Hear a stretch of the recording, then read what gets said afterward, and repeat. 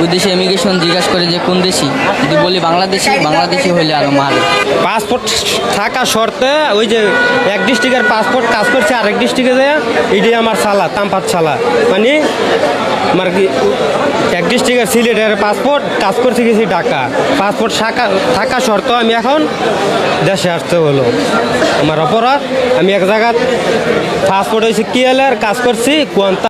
কথাগুলো শোনেন ভাই, কথাগুলো শোনেন। এক ডিস্ট্রিক্ট থেকে আর এক ডিস্ট্রিক্টে যে কাজ করছিল,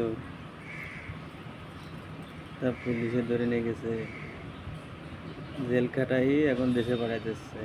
আর আপনারা আসার জন্য রাজনীতি করতেছেন,